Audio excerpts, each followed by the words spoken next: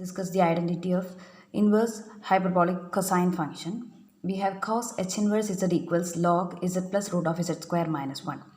Let us assume u equals cos h inverse z, from where we have cos h u equals z. We have cos hx equals e raised to x plus e raised to minus x upon 2. Therefore, cos h u equals e raised to u plus e raised to minus u divided by 2.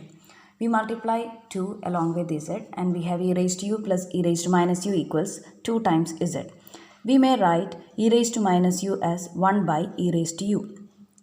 We take LCM here in the LHS and we have e raised to u into e raised to u plus 1 upon e raised to u equals 2 times z. We have e raised to u into e raised to u equals e raised to u the whole square, which can be written as e raised to 2u. Thus we have e raised to 2u plus 1 upon e raised to u equals 2 times z. Now we take e raised to u to the RHS, that is we multiply e raised to u along with 2z and we have the expression e raised to 2u plus 1 equals 2 e raised to u z. We bring e raised to 2u plus 1 to the LHS and we obtain the equation e raised to u into 2z minus e raised to 2u minus 1 equals 0. We multiply both sides of this equation using minus 1 and we have e raised to 2u minus 2 times e raised to u z plus 1 equals 0. Notice that this is a quadratic equation in variable e raised to u because this is of the form x square minus 2xz plus a constant equals 0 where x equals e raised to u.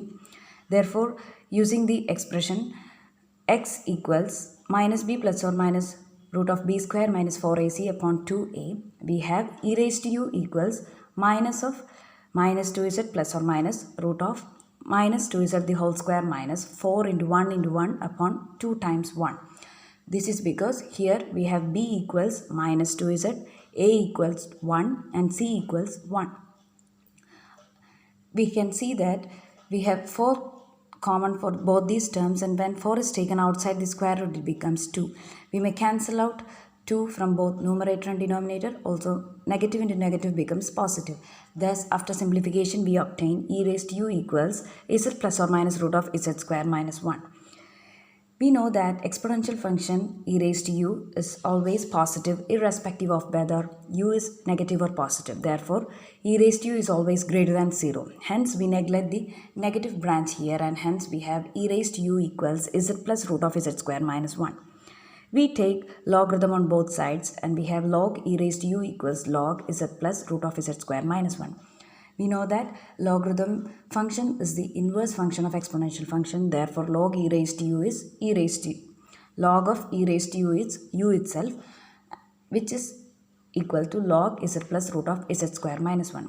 We now replace u by cos h inverse z looking at our assumption and thus we have the desired result cos h inverse z equals log z plus root of z square minus 1.